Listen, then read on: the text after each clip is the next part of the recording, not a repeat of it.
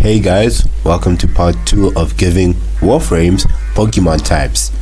This video was heavily requested and I saw the overwhelming support on the first one.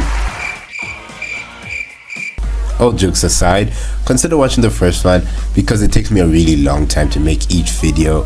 I already explained the rules and some of the stuff to expect in the last video, so I'll just let past me take it away. Before we start, I want to lay out some rules. Most of the Warframes could be steel type, considering they are biomechanical, so I'll try not to give any of the frames steel types unless I really think they deserve it. On that note, I should also mention I will try to vary up the typings as much as possible, so it's not all the same types. Also, like I mentioned already, I don't play a lot of Pokemon, so what I say might be wrong. Feel free to correct me in the comments. And as much as I've played a lot of Warframe, I've not played every frame and made builds for them. So if I get something wrong about your main, please, I'd appreciate any feedback. Special credit to this video by Uproar Media TV and this one by, I'm not gonna try that name cause I'll butcher it, and this one by Oblivion's Legacy, because they helped me a lot when making this video. And lastly, all of this is my opinion. Thank you, past me. Now, without any further ado, let's get into typing these frames. First up, we have a freebie, Frost.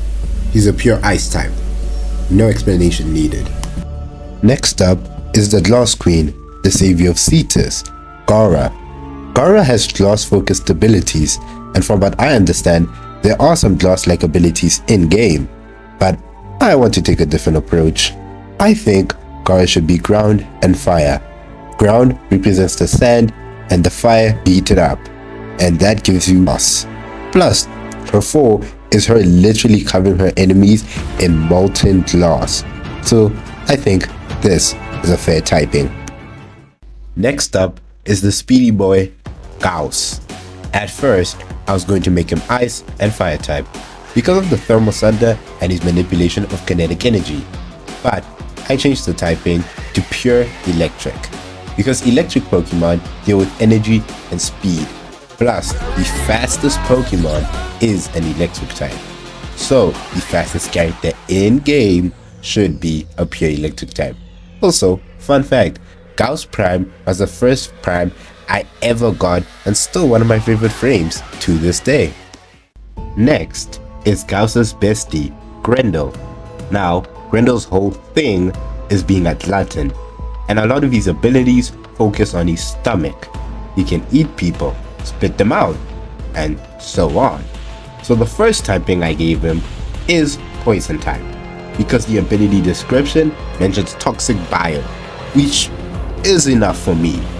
And his second type is the Dark type, because eating people alive and spitting them out is a very twisted way of combat. So that's why I gave him the Dark type. Here especially, I'm not very happy with the typings. Grendel is probably the worst recent types I've given across both videos. So if you have any recommendations for Grendel's types, leave them in the comments below. I'll take a look at them and I'll mention it in the next video. Next up is the electric ballerina, Gyre. Now, Gyre's type is very simple, pure electric. All the abilities deal with electricity, so I don't think this typing came as a shock to anyone. Oh brother, this guy stinks! Next up is Harrow, and here I'm a bit unsure.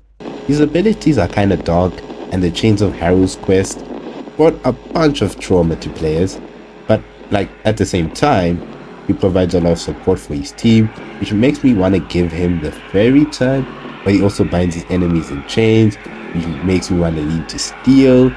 So for Harrow, I'm undecided, but to me the best one would be Dark Fairy or even Dark Ghost. Rap, tap, tap. Next up is Hildryn, the Muscle Mummy.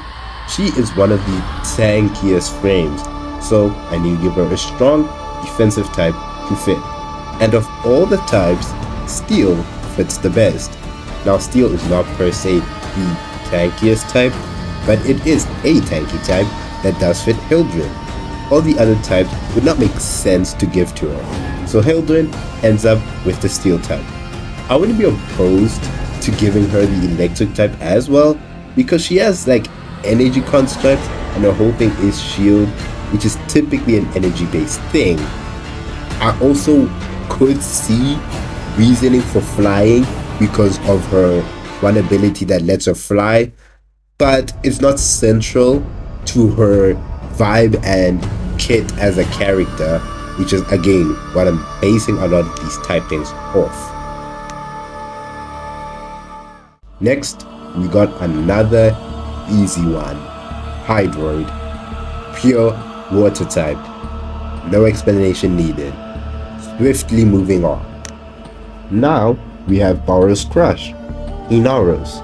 And he would be a pure ground type, because ground equals sand, and Inaros is a sand Egyptian mummy frame. I don't think I need to explain any further. Ivara was a hard one to come up with typings for, and I literally had to research her design inspirations. So, Ivara gets the ghost type firstly, because she is a stealth frame, and like the other frames that got this type, she can become invisible. Her next type, like I said, comes from a design inspiration. So, if you didn't know, her base design is based on a tree frog. Her color scheme and the patterns on her body reflect that, and the most obvious thing is the hood, which looks like the head of a frog, and her prime design draws inspiration from a jellyfish. Her colors are much more vibrant, the dangly bits and the hoods being the biggest indicators. And that concludes today's lesson on Warframe design. So, taking all that into consideration, and the fact that I'm not really looking at prime frames, Ivara's second type is the grass type. So our biomechanical Robin Hood gets the ghost grass type. And now it seems we've come to the end of this video. Thank you guys for watching. If you enjoyed this one, why not check out the first part? And if you want to see the next one, consider liking and subscribing to be notified when I post again. These videos genuinely take me hours to make, so I'd appreciate any and all support. In any case, that's a wrap. See you in the next one. Lapse out.